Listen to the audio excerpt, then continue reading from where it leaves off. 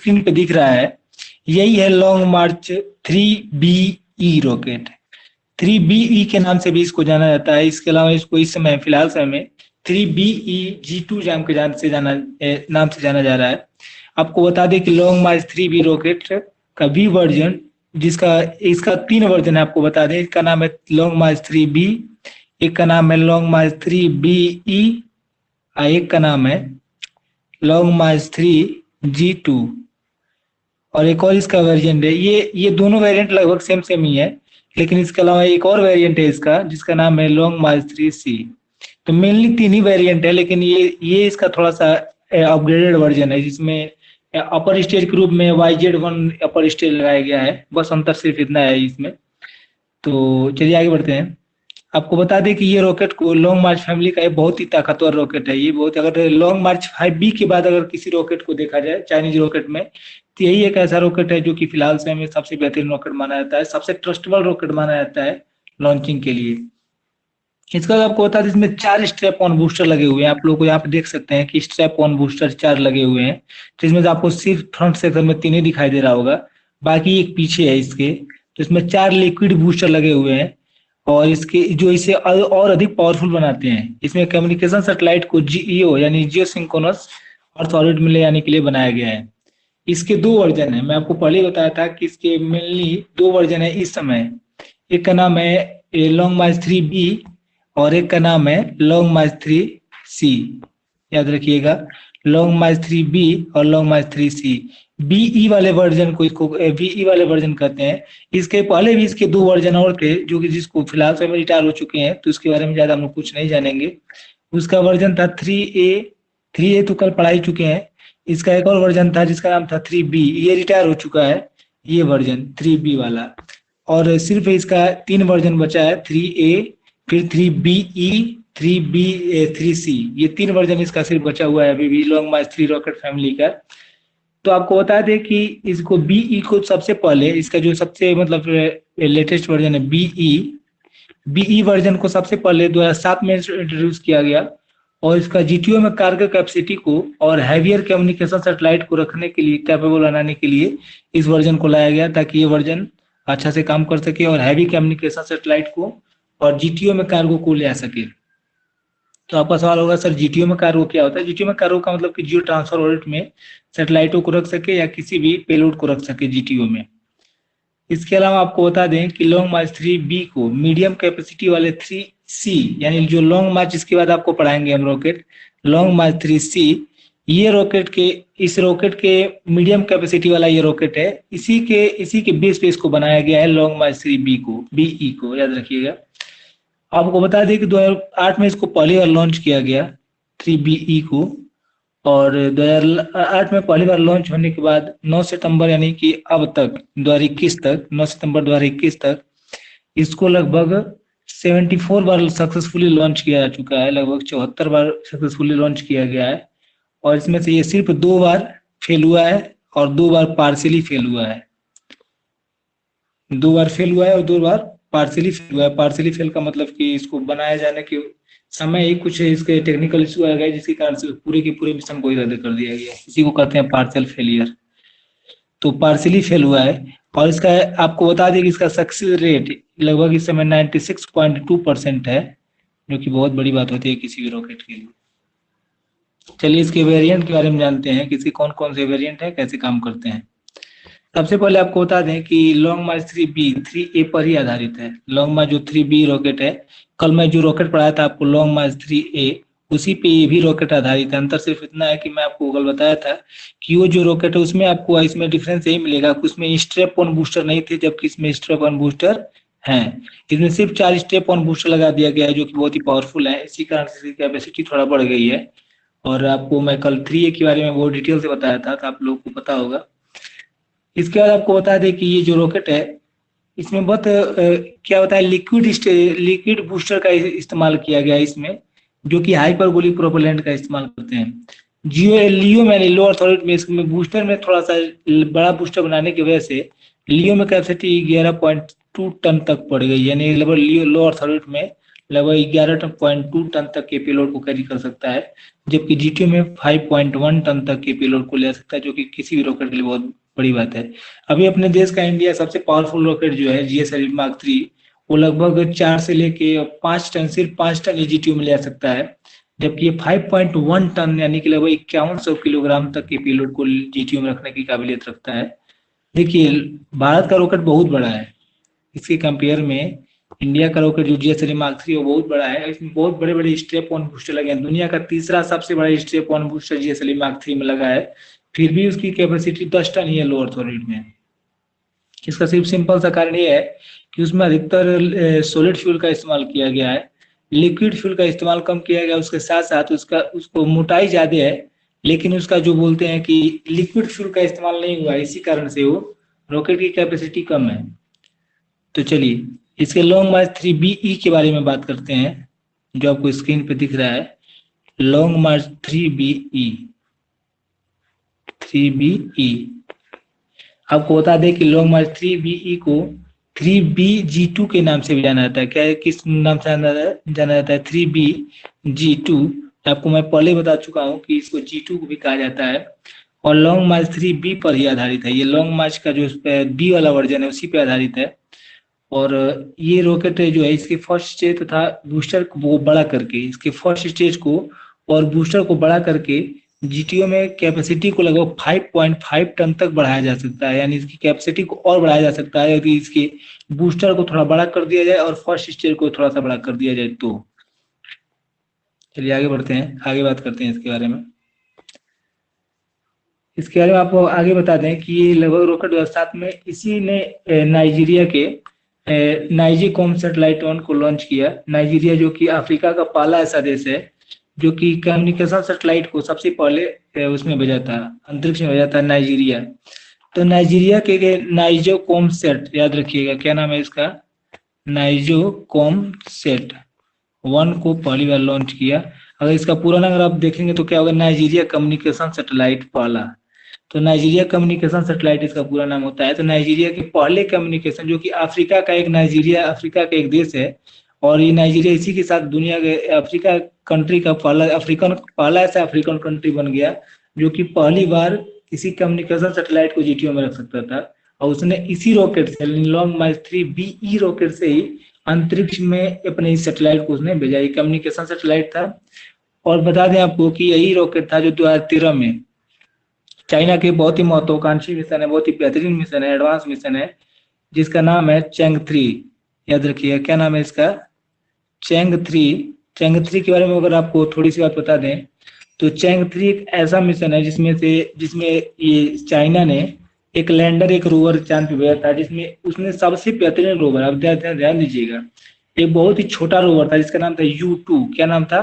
U2 rover को इसने इसी रॉकेट की मदद से चांद पर भेजा था, और लैंडर चैंग 3 को भी इसने चांद पर भेजा था। और इसके अलावा इसने एक और बहुत बेहतरीन मिशन किया, आपको मैं कल ही बताया था कि लॉन्ग मार्च 3BE और 3BC दो रॉकेटों ने मिलकर, 3B और 3C, इसने मिलके उसका जो नेविगेशन सिस्टम है 2015 में, उसने उसका जो चाइना का नेविगेशन सिस्टम है जिसको बाइडूर कहा जाता है, नेविगेशन सैटेलाइट को मीडियम अर्थ ऑर्बिट में इसी ने भेजा था, इसी रॉकेट ने। और ये बहुत ही बेहतरीन, मतलब कि इस तरह से कह सकते हैं कि बहुत बेहतरीन मिशन कर चुका है ये रॉकेट। तो ये इसके बारे में ये आप लोगों को बता रहे थे हम, इसका कुछ जानकारी थी। चलिए इसके हिस्ट्री के बारे में जान लेते हैं कि इस रॉकेट का हिस्ट्री क्या रहा है, और इसका रॉकेट का विकास कैसे कैसे शुरू हुआ, और आगे चल के क्या क्या हुआ इसके साथ। चलिए शुरू करते हैं। सबसे पहले आपको बता दें कि लॉन्ग मार्च 3B, इसका सबसे पहला वाला जो वर्जन है, सबसे पहला वाला, यानी लॉन्ग मार्च 3A के पहले नहीं बना था। अंतर सिर्फ इतना है, मैं आपको 2 बार बता चुका हूँ कि लॉन्ग मार्च 3A और B में ज्यादा डिफरेंस नहीं, अंतर सिर्फ इतना है कि उसमें सिर्फ उसके जो लॉन्ग मार्च 3A रॉकेट है उसमें सिर्फ कोर स्टेज है, उसमें कोई बूस्टर नहीं है, जबकि इसमें 4 बूस्टर लगाए गए हैं, वो भी लिक्विड बूस्टर है। और लिक्विड बूस्टर की बहुत बड़ी खासियत होती है, जैसे कि आप देखिए फाल्कन हैवी, अगर आप देखेंगे फाल्कन हैवी में 2 बड़े बड़े बूस्टर, सिर्फ 2 ही बूस्टर लगे हैं बड़े बड़े, वो भी लिक्विड बूस्टर है, इसीलिए उसकी पावर बहुत ज्यादा है। तो इसी कारण से ये समझ लीजिए कि किसी में अगर लिक्विड बूस्टर लगता है तो लिक्विड बूस्टर सॉलिड की तुलना में बहुत बेहतरीन होता है। क्यों सॉलिड की तुलना में बेहतरीन होता है? सबसे पहली बात कि वो आपको कंटिन्यूअस कंटिन्यूअस एनर्जी देता रहता है, जबकि जो लिक्विड बूस्टर, जो कि जो सॉलिड बूस्टर होते हैं, वो कंटिन्यूअस आपको एनर्जी नहीं दे पाते हैं, बल्कि कुछ समय तक ही आपको एनर्जी देंगे। यानी कि अगर आप लॉन्च करोगे उसको, लिक्विड सॉलिड बूस्टर को, तो कुछ समय के लिए धरती से आपको उठने में बहुत ज्यादा पावर पावर तो बहुत ज्यादा जनरेट करेंगे, लेकिन कंटिन्यूअस पावर जनरेट नहीं कर पाएंगे। इसी कारण से लिक्विड बूस्टर सॉलिड बूस्टर की तुलना में लिक्विड बूस्टर को ज्यादा बेहतर माना जाता है, ज्यादा एडवांस माना जाता है। इसीलिए उसने चाइना ने इसका उपयोग किया। तो आपको मैं ये बता दूं कि लॉन्ग मार्च 3B का विकास 1986 में हुआ था, यानी 1986 में इसका डेवलपमेंट शुरू किया गया इस रॉकेट का। और ये जियो में कम्युनिकेशन सैटेलाइट को, पूरी दुनिया की सैटेलाइट को मार्केट को ले जाने के लिए बनाया गया था। यानी ऐसा अनुमान लगाया गया था कि पूरी दुनिया में जो जियो की कम्युनिकेशन मार्केट है उसको ये कैप्चर कर लेगा। इसका कारण क्या था, उस समय ना इंडिया के पास कोई ऐसा सैटेलाइट था जो जियो जियो से सिंक्रोनस न सॉरी इंडिया के सैटेलाइट की बात करो, रॉकेट को इंडिया के पास ऐसा नहीं था जो कि जियो में सैटेलाइटों को ले आ सके। बस उस समय सोवियत यूनियन और अमेरिका ही एक ऐसा देश था जिसके पास ऐसी कैपेबिलिटी थी कि ये जियो सिंक्रोनस ऑर्बिट में सैटेलाइटों को ले आ सके। इसके अलावा एक और कंपनी थी जिसका नाम है यूरोपियन स्पेस एजेंसी।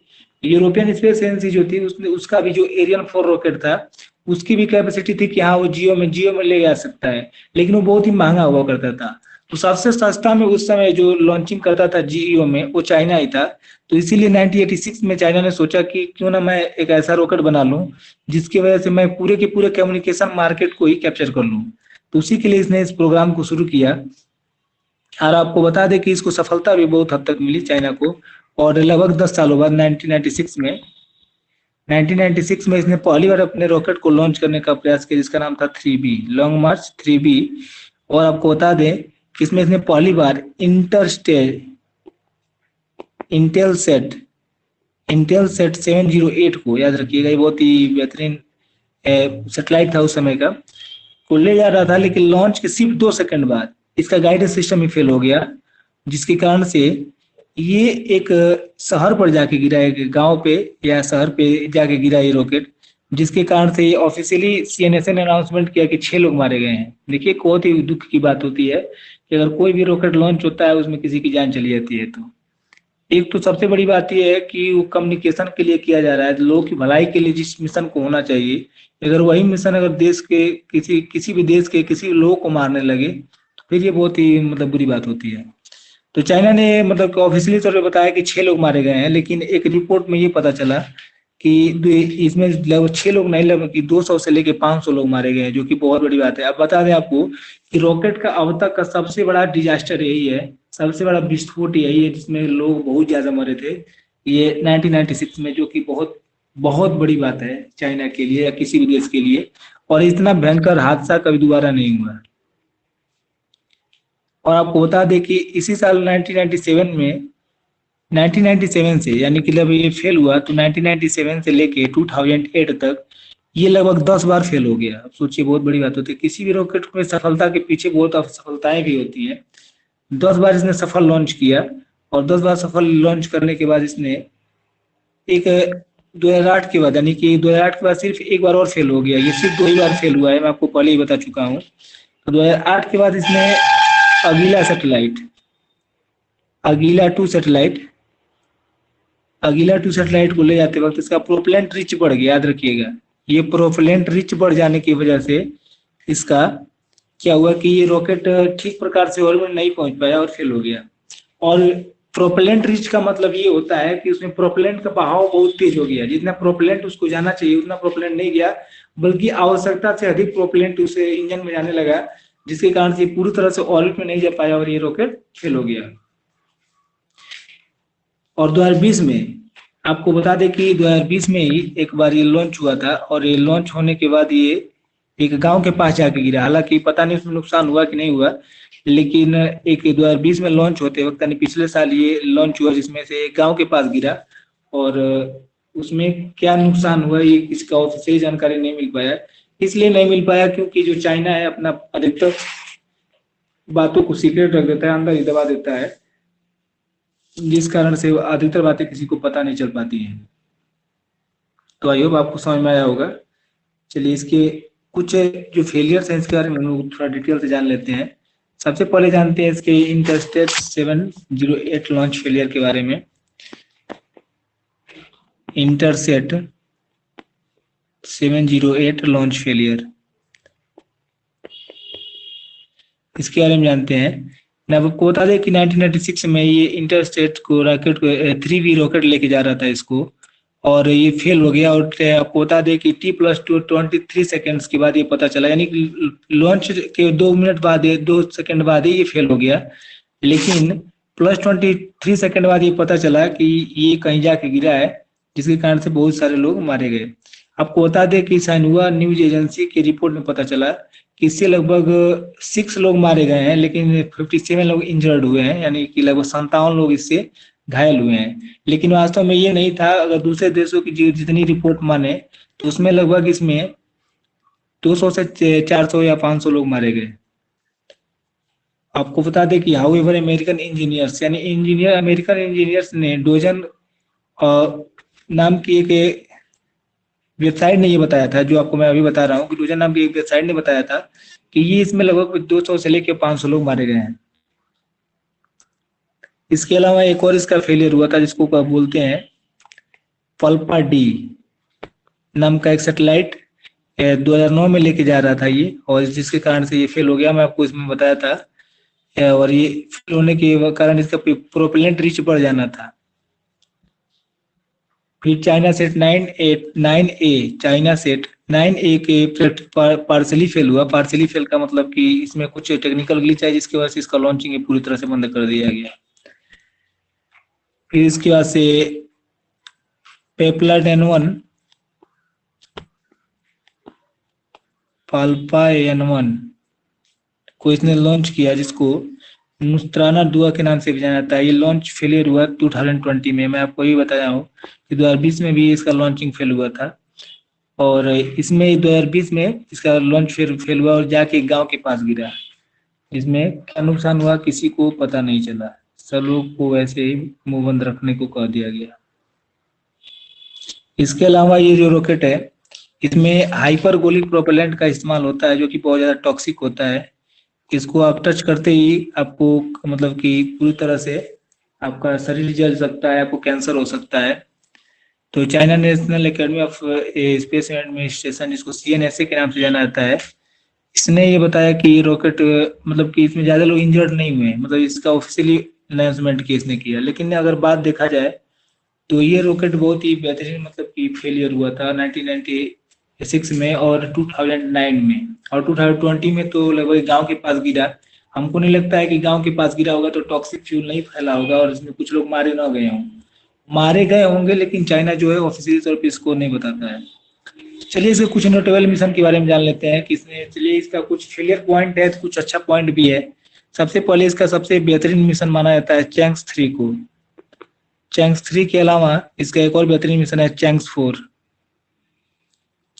चैंक्स 4 है, और चैंक्स 4 के बाद इसका एक और मिशन है जिसका नाम है यूटुलुसेट W3C।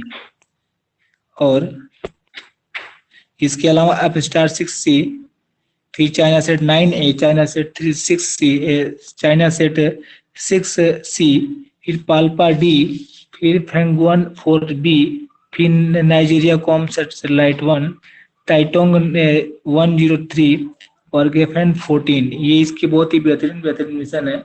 लेकिन इसमें सबसे बेहतरीन इसका मिशन है चैंक्स 3 और चैंक्स 4, क्योंकि इसमें इसने चांद पे सेटेलाइट को, मतलब कि किसी भी ऑर्बिटर को और लैंडर लूनर को लेके गया था ये रॉकेट। इसी कारण से इसको थोड़ा बेहतरीन रॉकेट माना जाता है। तो आई होप आपको समझ में आया होगा, और कुछ इस क्लासेस से जरूर सीखने को मिला होगा। आपको थोड़ा इसके स्पेसिफिकेशन के बारे में बता देते हैं कि इसकी पहले स्टेज, सेकंड स्टेज और थर्ड स्टेज में क्या क्या, कौन कौन सा इंजन लगता है, कितना किसका लंबाई है, कितना किसका थ्रस्ट है। उससे पहले मैं आपको कुछ दिखाना चाहूंगा।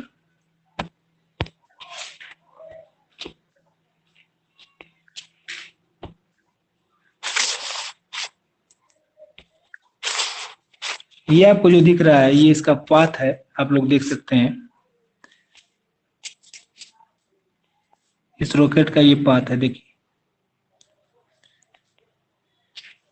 देखिए ये जब लॉन्च होता है तो लगभग 10 सेकंड बाद इसका पिच होता है। पिच का मतलब, पिच ओवर मतलब ये होता है कि इसको थोड़ा मोड़ा जाता है। पिच का मतलब होता है मोड़ना। इसके बाद से 128 सेकंड के बाद इसका बूस्टर सेपरेट हो जाता है और बूस्टर इसके रॉकेट से अलग हो जाता है। फिर इसके बाद से आप देख सकते हैं इसका फर्स्ट स्टेज सेपरेशन 146 सेकंड बाद होता है। फिर इसके बाद से 146 सेकंड के बाद 215 सेकंड बाद इसका फेयरिंग हट जाता है और फेयरिंग हटने के बाद इसका सेकंड स्टेज 331 सेकंड के बाद इसका सेकंड स्टेज थर्ड स्टेज से सेपरेट हो जाता है। फिर इसका फर्स्ट पावर्ड फ्लाइट यानी थर्ड स्टेज का इसके बाद फ्लाइट होता है। फिर थर्ड स्टेज कोस्ट फ्लाइट होता है और थर्ड स्टेज के बाद सेकंड स्टेज को फ्लाइट कर दिया जाता है। तो आई होप आपको समझ में आया होगा ये। तो ये इसका long March 3B flight separation performance था, ये आप देख सकते हैं। इसके अलावा एक मिनट और,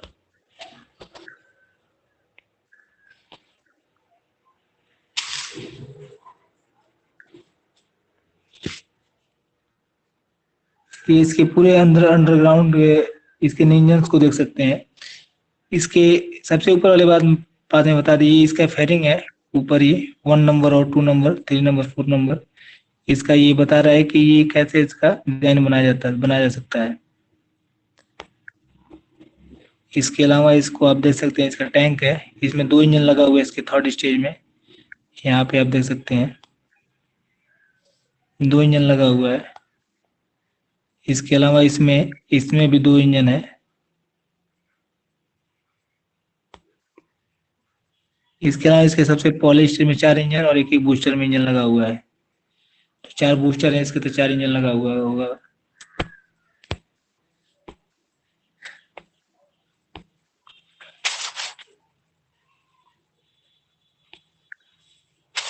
ये लॉन्ग मार्च 3B के बारे में कुछ स्पेसिफिकेशन है जो आप लोगों को मैं दिखाना चाह रहा था। देखिए, इसका लिफ्ट ऑफ मास है 425 टन, यहाँ पे दिख रहा है लिफ्ट ऑफ मास।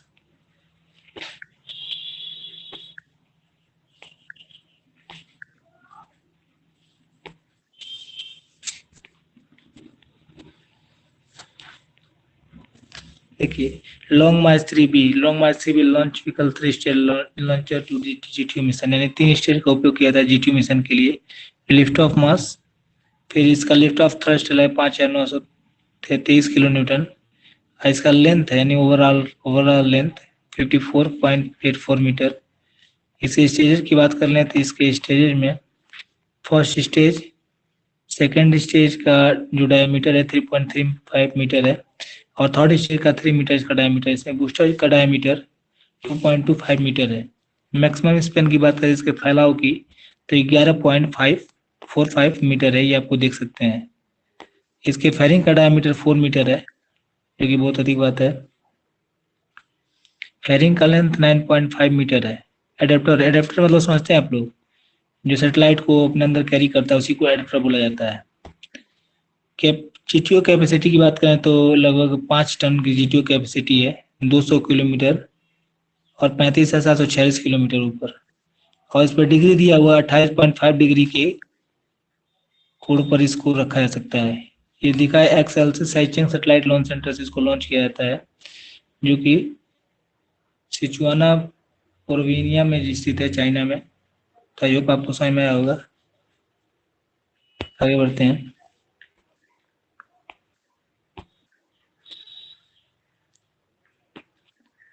लॉन्ग मार्च 3B के बारे में एक और यहाँ पे एक इंटरेस्टिंग फोटो है।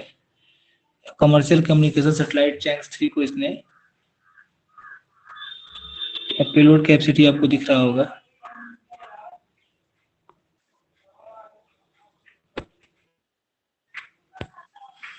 चलिए आगे बढ़ते हैं इसके।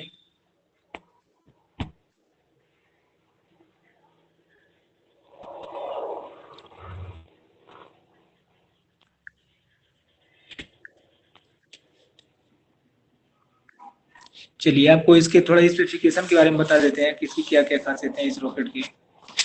तो सबसे पहले आपको बता दें कि इसको काल्ट बनाती है China Academy of launch vehicle technology. में आपको पहले ही बता चुका हूँ कि लगभग इसके अधिकतर रॉकेट्स को कार्ल टी बनाती है, China Academy of launch vehicle technology. इसका cost per launch 50 million US dollar है, यानी कि एक रॉकेट का लॉन्च करने में खर्च 50 मिलियन आता है। इसके अलावा ये जो रॉकेट है, ये रॉकेट 56.6 मीटर लंबा है, मैं आपको पहले बता चुका हूँ। 3.3 मीटर इसका डायमीटर है। और इसका जो पूरे रॉकेट का मास है, यानी कितना वजन का रॉकेट है, तो 458 टन इसका, 458 टन इसका कुल वजन है रॉकेट का। इसमें 3 स्टेज या 4 स्टेज का उपयोग होता है। 3 स्टेज का भी हो सकता है, 4 स्टेज का भी हो सकता है। लियो में इसकी कैपेसिटी जो है 11.5 टन है लो अर्थ ऑर्बिट में, लियो जिसे हम लोग बोलते हैं। लियो के अलावा इसका सन सिंक्रोनस ऑर्बिट में SSO में 7.1 टन तक की कैपेसिटी रखता है। इसके अलावा GTO में 5.5 टन तक के पेलोड को कैरी कर सकता है। इसके अलावा GEO में 2 टन और HCO में, SCO का मतलब हीलियोसेंट्रिक ऑर्बिट में 3.3 टन तक के पेलोड को कैरी करने की क्षमता रखता है। हीलियोसेंट्रिक ऑर्बिट और GEO का मतलब ये है, GEO का मतलब ये है 36,000 किलोमीटर, GTO का मतलब है 32,000 किलोमीटर की ऊपर की कक्षा, और HCO का मतलब है हीलियोसेंट्रिक ऑर्बिट, यानी 29,000 किलोमीटर के ऊपर की कक्षा को बोलते हैं। 29,000 लगभग ये GTO और GEO के बीच की कक्षा है हीलियोसेंट्रिक ऑर्बिट। और ये लगभग ये ट्रांसफर, यानी कि चांद की तरफ किसी भी प्रोब को ट्रांसफर करने का एक ऑर्बिट है। इसको किस किस रॉकेट से कंपेयर किया जा सकता है, इसको भी देख लेते हैं। इसको एटलस 5 से कंपेयर किया जा सकता है, जो कि ULA का रॉकेट है। एटलस 5 के अलावा इसको डेल्टा 4 से कंपेयर किया जा सकता है, ये भी ULA का ही रॉकेट है। फिर इसको SpaceX के फाल्कन 9 से कंपेयर किया जा सकता है। फाल्कन 9 के अलावा इसको GS अली मार्क 3 से कंपेयर किया जा सकता है, जो इंडिया का है। GS अली मार्क 3 के अलावा इसको H2A, जो कि जापान का रॉकेट है, उससे इसको कंपेयर किया जा सकता है। फिर यूक्रेन का एक रॉकेट है जिसका नाम है जेनेट 3F रॉकेट, इससे इसको कंपेयर किया जा सकता है। अब आपको बता दें कि इसको कहाँ से लॉन्च किया जा सकता है। इसको साइचेंग सैटेलाइट लॉन्च सेंटर से लॉन्च किया जा सकता है। फिर इसका लॉन्च LC लॉन्च सेंटर 2 और लॉन्च सेंटर 3 से लॉन्च किया जा सकता है इसको। ये जो रॉकेट है, इसको पहली बार 2007 में उड़ाया गया था। लॉन्ग मार्च 3B की बात हो रही है, याद रखिएगा, इसमें B की बात नहीं हो रही है, 3BE की बात हो रही है। ये इसमें 4 बूस्टर है और प्रत्येक बूस्टर का लंबाई 6.1 मीटर और चौड़ाई 2 पॉइंट, यानी कि डायमीटर 2.2 मीटर है। इसका प्रोपेलेंट मास जो है 41.1 टन के आसपास है। इसमें जो इंजन लगता है उसका नाम है YF25 इंजन लगता है इसमें, जो कि बहुत ही एडवांस इंजन माना जाता है इसको। और लगभग 740 किलोमीटर थ्रस्ट जनरेट करता है एक ही इंजन इसका। इसका स्पेसिफिक इम्पल्स 2.6 किलोमीटर पर सेकेंड है और इसका बर्निंग टाइम 140 सेकेंड्स है। इसमें हाइपरगोलिक प्रोपेलेंट यानी N2O4 UDMH का उपयोग होता है। चलिए फर्स्ट स्टेज के बारे में बात कर लेते हैं।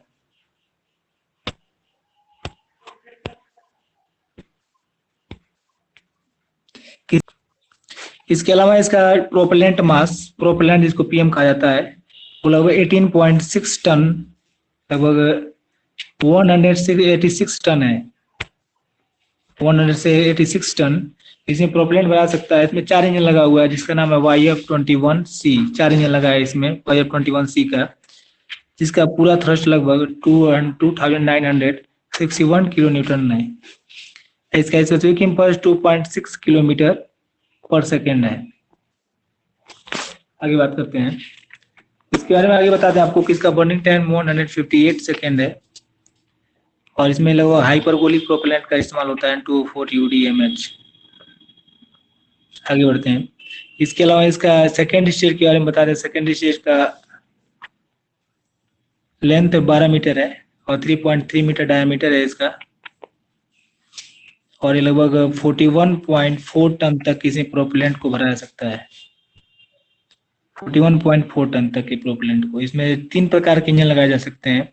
एक है YF-24E, दूसरा है YF-22E, फिर YF-23E F, YF-23F, ये 3 प्रकार के इंजन इसमें लगाए जा सकते हैं। इसका थ्रस्ट लगभग 742 किलो न्यूटन तक का है।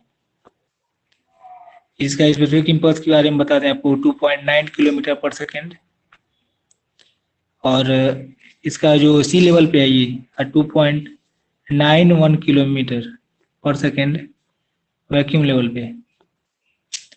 इसके अलावा इसका burning time 185 seconds. Hyperbolic propellant इसके और स्टेज में लगा है। बस इसका जो अपर स्टेज है उसमें क्रायोजेनिक फ्यूल का इस्तेमाल होता है, लेकिन बाकी सारे स्टेजों में हाइपरबोलिक प्रोपेलेंट का इस्तेमाल होता है। इसके थर्ड स्टेज के बारे में बता दें आपको कि थर्ड स्टेज में का लंबाई 12 मीटर, डायमीटर 3 मीटर और प्रोपेलेंट मास 18 टन। इसके अलावा इसमें 2 इंजन लगा हुआ है YF-75 का। YF-75 का 2 इंजन लगा हुआ है। इसका थ्रस्ट है 167 किलो न्यूटन। इसका स्पेसिफिक इंपल्स 4.2 किलोमीटर पर सेकेंड। इसका बर्निंग टाइम है 478 सेकेंड्स। और इसमें जो इसमें फ्यूल इस्तेमाल होता है लिक्विड हाइड्रोजन और लिक्विड ऑक्सीजन।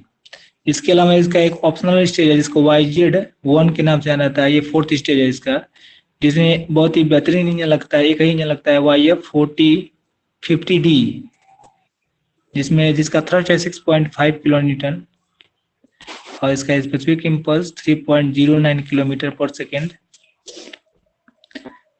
इसके अलावा इसमें जो फ्यूल इस्तेमाल होता है हाइपरबोलिक N2O4 UDMH। और आपको बता दें कि ये बहुत ही एफिशिएंट स्टेज है। एक बात याद रखिए किसी भी रॉकेट के लिए कि अगर किसी रॉकेट का थ्रस्ट अधिक है तो उसका जो स्पेसिफिक इंपल्स होगा वो कम होगा और उसका बर्निंग टाइम भी कम होगा।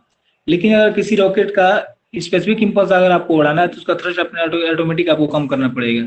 जब तक थ्रस्ट कम नहीं होगा तब तक उसका स्पेसिफिक इंपल्स नहीं बढ़ेगा।